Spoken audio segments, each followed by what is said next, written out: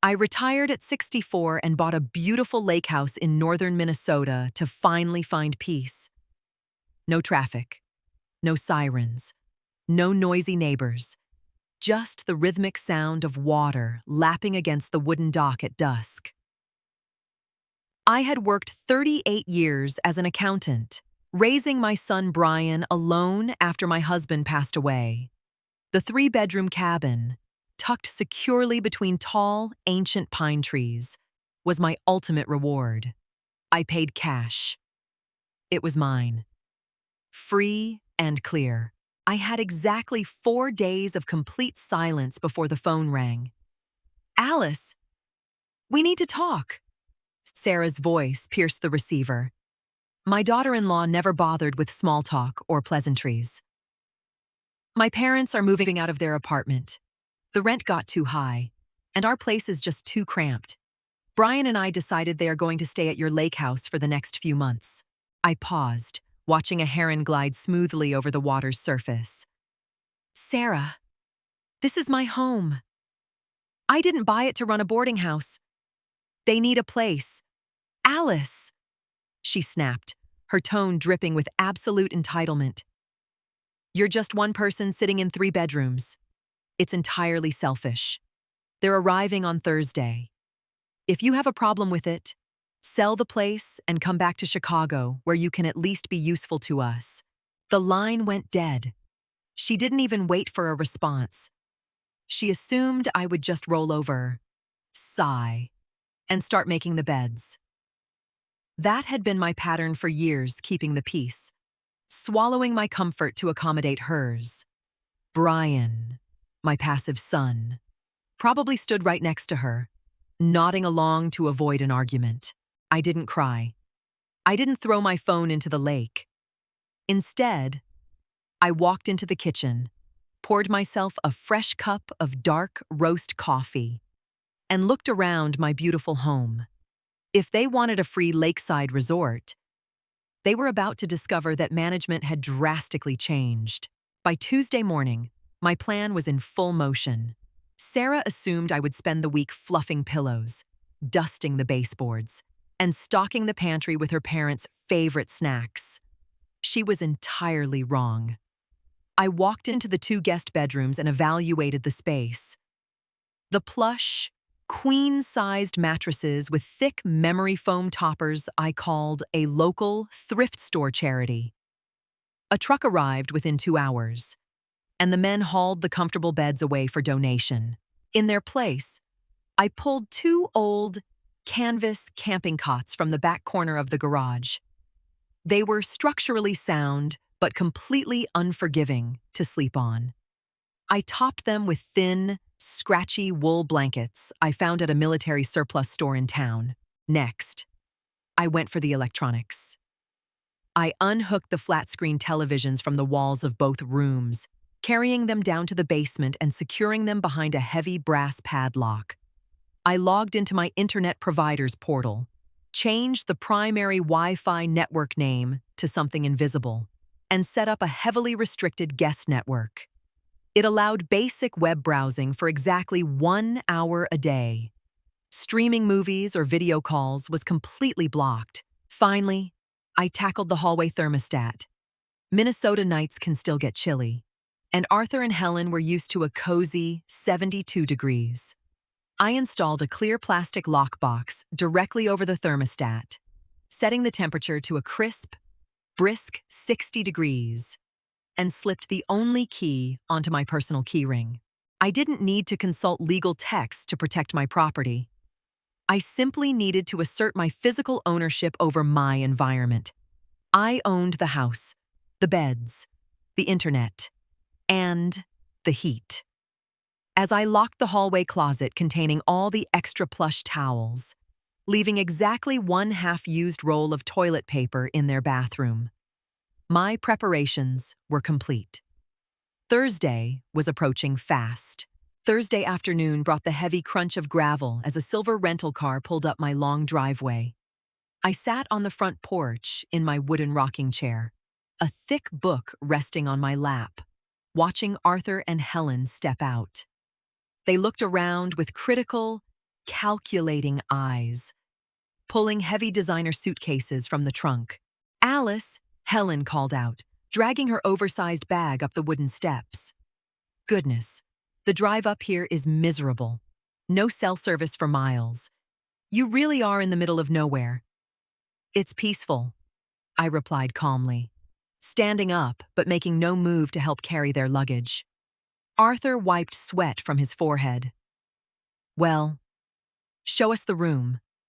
Sarah said the master suite has a lovely view of the lake. "The master suite is my room," I corrected smoothly, opening the front door and stepping inside. "Your room is down the hall on the left." They pushed past me, expecting a luxurious retreat. I followed closely behind, waiting for the exact moment reality hit them. Helen pushed open the guest room door and froze. Her eyes darted from the bare walls to the twin camping cots resting on the cold hardwood floor. "What is this?"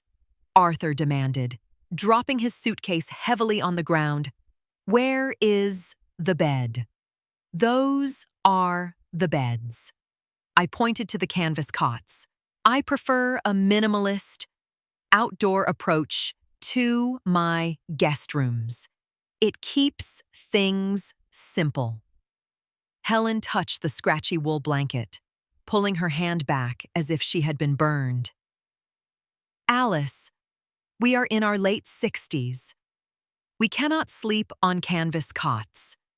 And where is the television?" "I come to the lake to unplug," I answered, refusing to match their rising panic.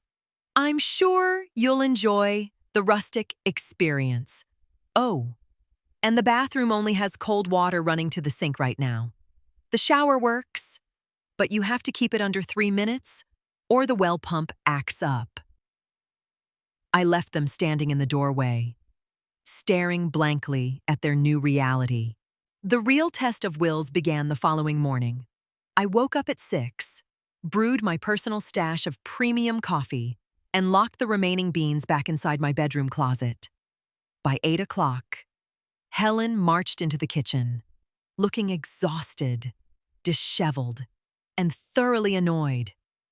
"I barely slept a wink," she grumbled, opening my refrigerator without asking. "Those cots are barbaric. Alice, now! Where do you keep the eggs and bacon? Arthur needs a heavy breakfast." I sat at the island counter, casually flipping through a gardening magazine. "I don't know where you keep your groceries, Helen, but mine are accounted for."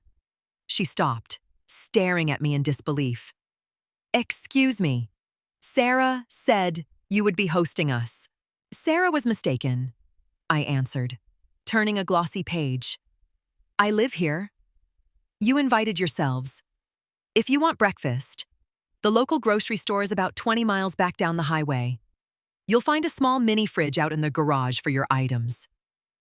Helen's face flushed a deep, angry shade of red. She reached for one of my expensive copper skillets hanging above the stove. "Fine. I'll just use your pans." I stood up, walked over, and firmly took the pan out of her hand. "No, you won't. These are professional grade, and I don't share them. There is a 2-burner hot plate on the workbench in the garage. You can cook out there." "In the garage? Like animals," she gasped, clutching her chest. "It's a very clean garage," I noted calmly. I carried the skillet back to my bedroom, locking the solid wood door behind me. I wasn't going to argue.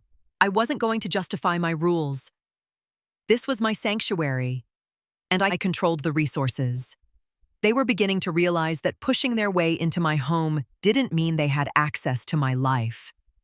I heard the garage door slam heavily a few moments later. It didn't take long for the complaints to reach Chicago. Just before noon, my phone buzzed on the kitchen counter.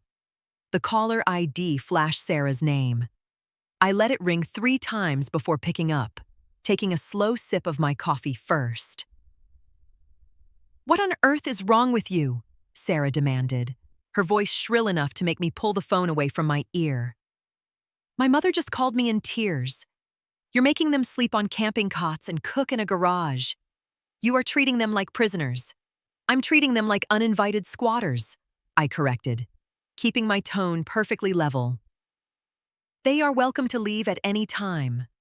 The door is unlocked. You listen to me, Sarah threatened. You are going to give them your bedroom, unlock the thermostat, and buy them groceries.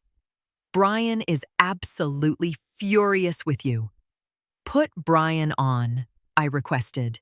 A shuffling sound followed, then my son's hesitant, stressed voice. Mom, look, you really need to stop this. You're causing a huge problem for me down here. Just let them be comfortable. Brian, you allowed your wife to dictate at what happens in my home, I stated, my voice steady and completely void of the guilt he expected. Since you two are acting like fully independent adults who can make my life decisions, you can handle your own finances. While keeping the phone pinned to my shoulder, I opened my laptop and logged into my bank account. With 3 deliberate clicks, I canceled the autopay for his expensive car insurance, a bill I had covered since his temporary layoff last year. Next, I accessed my cellular provider portal and removed both Brian and Sarah from my unlimited family plan. What are you talking about? Brian asked nervously.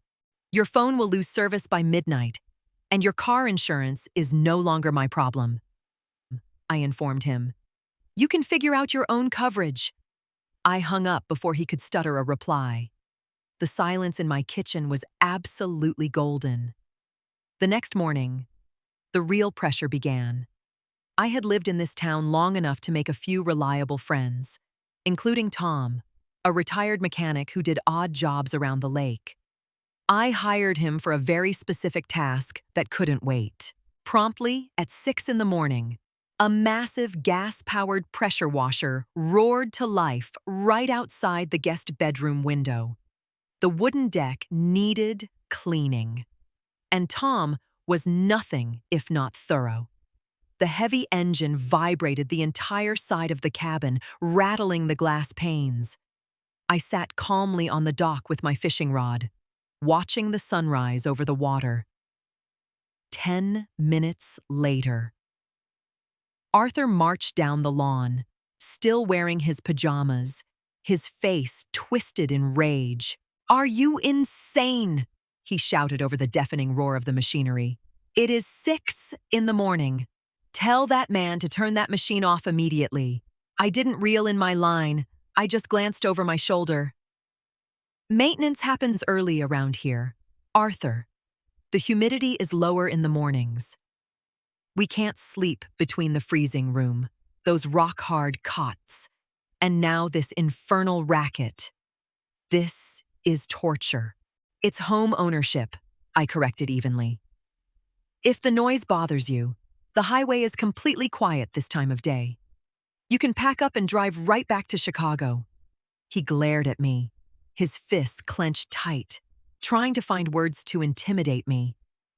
But I wasn't a scared woman. I was the property owner, sitting comfortably on my dock, completely unaffected by his anger. He eventually spun around and stomped back toward the house, covering his ears. Tom kept the pressure washer running until noon. When he finished, he started sanding the deck rails with an industrial electric sander. Helen spent the entire afternoon sitting in their rental car with the windows rolled up, trying to escape the noise. I paid Tom a generous tip, knowing every dollar spent was an investment in my long-term peace. By Saturday, Brian had driven the 6 hours north to fix the situation himself. He pulled into the driveway just as I was watering the front garden. He looked exhausted, rubbing his temples as he stepped out of his sedan. His phone was clearly disconnected, as he couldn't even use the GPS for the final few miles. "Mom, we need to talk right now," Brian demanded, trying to project authority he didn't actually possess. I turned off the garden hose and wiped my hands on a towel. Hello? Brian? Nice of you to visit. Are you here to pick up your in-laws? He sighed heavily. I'm here to stop this madness. Sarah is threatening to divorce me if I don't fix this. Look at them. Mom! He pointed toward the porch where Arthur and Helen sat slumped in patio chairs, looking thoroughly defeated. They look terrible. You have to let them move into the master room and turn the heat on, instead of arguing. I reached into my gardening apron and pulled out a neatly folded piece of paper. I handed it to him. What is this? He asked, unfolding it slowly. That is an itemized bill, I explained smoothly. It covers their share of the property taxes for the week, the electricity they've used, the water pump wear and tear, and the administrative fee for my time managing their stay. The total is $850. Brian stared at the paper, his mouth slightly open. You're charging them rent. I'm charging them for their footprint, I corrected. If you want them to stay, you pay the bill. Cash only. Since I cut off your phone and insurance, you should have plenty of room in your budget to cover their expenses. Brian looked at the paper, then back at me, finally realizing that tears, guilt trips, and demands held absolutely zero power here. I held all the cards, and I wasn't backing down. Sarah couldn't stand losing control. On Sunday morning, a second car flew up the gravel driveway. Sarah stormed out before the engine was even fully turned off. She marched straight up to the porch, glaring at me where I sat reading the Sunday paper. I'm taking over, she announced, her voice echoing off the pine trees. Brian is useless, so I'm doing this myself. Mom, Dad, pack your things. We are moving you into the master bedroom right now. She pushed past me into the cabin. I didn't rush to stop her. I simply folded my newspaper, took a sip of tea, and waited. Less than a minute later, Sarah stomped back out, her face red with fury. You put a heavy-duty keypad lock on your bedroom door, she shrieked. Give me the code. This is family. It's my bedroom. Sarah, I replied, not looking up from my teacup. And my house. I will break the door down, she threatened, slamming her hand against the porch railing. I finally looked at her. If you damage my property, I will have you removed. But you don't have to worry about the bedroom. In fact, you might want to worry about the plumbing. While they had been arguing outside, I had already walked down to the utility basement and turned the main water valve completely shut. I had then placed a heavy steel padlock on the basement door. What do you mean? Arthur asked cautiously from the background. The well pump seems to have failed, I stated, keeping my face completely blank. There is no running water in the house, no toilets, no showers, no sinks. I've called a repairman, but he can't get out here until next Thursday. Sarah stared at me in horror. We can't stay here without water. I know, I replied softly. Let's see how long they last without a working bathroom. The reality of having no running water broke them in less than 3 hours. Helen had tried to use the bathroom and came out looking absolutely horrified, without water to flush. The rustic cabin experience had quickly turned into a primitive nightmare that they were completely unequipped to handle. By 1 o'clock, Arthur was dragging their heavy suitcases across the gravel back to the rental car. He didn't say a word. The entitled arrogance had completely drained from his posture, replaced by sheer exhaustion. You can't just leave, Sarah yelled, chasing after her parents. She's bluffing. We can buy bottled water. I am not using the woods as a toilet. Sarah, Helen snapped, throwing her designer bag into the trunk. This woman is unreasonable. I'd rather sleep in the rental car than spend another night on that awful canvas cot. We are going back to Chicago, and we will figure something else out. Sarah turned to me, her eyes wide with a mixture of disbelief and pure hatred.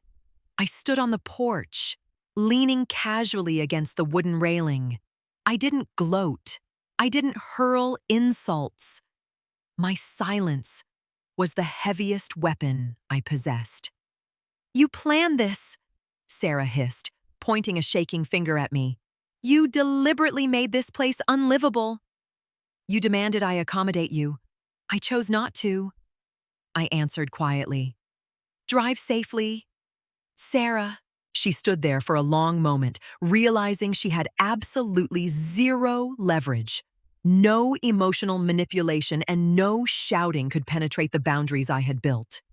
She spun around, marched to her car, and slammed the door so hard the glass rattled. I watched the two vehicles kick up a cloud of dust as they sped down the driveway. When they disappeared around the bend, I walked inside, unlocked the basement, and turned the water back on. The aftermath was surprisingly quiet. The first thing I did on Monday morning was hire a contractor to install an electronic gate at the base of my driveway. I chose a model with a heavy iron lock and a keypad. I didn't give the code to anyone in Chicago. 2 weeks later, a letter arrived in the mail. It was from Brian, not an email, not a text message, but a handwritten letter. He explained that Sarah's parents had finally found a small apartment, forced to downsize drastically. He also admitted that Sarah had been planning to rent out their own apartment and move in with me full-time to save money. Using her parents as the first phase of the invasion, he apologized for being weak. He apologized for taking my financial help for granted all these years. He didn't ask for the phone plan or the car insurance back. He was finally standing on his own 2 feet. I read the letter sitting on my dock, the morning mist still hovering over the dark water of the lake. I didn't call him immediately. Forgiveness is a process, and I was no longer in the business of rushing my healing for someone else's comfort. I would rebuild my relationship with my son on my own terms, slowly, and with impenetrable boundaries. I folded the letter, slipped it into my pocket, and picked up my fishing rod. A pair of loons called out across the water, a haunting, beautiful sound that echoed perfectly through the quiet morning air. I had worked my entire life to earn this exact moment. I hadn't needed to scream until my throat was raw. I simply stopped playing their game and changed the locks on my life. I cast my line into the water, took a deep breath of the crisp Minnesota air, and finally, truly, heard myself think. Sometimes, finding peace isn't just about moving to a quiet place, it's about having the courage to protect that space once you find it. We are often conditioned to believe that family first means saying yes to every demand, even when it costs us our own well-being and sanity. But true peace comes when we realize that setting boundaries doesn't make us selfish. It makes us healthy. You don't need to scream, argue, or endlessly explain yourself to people who are committed to misunderstanding you. Sometimes, a quiet no, backed by firm, practical action, is the most powerful and effective response of all.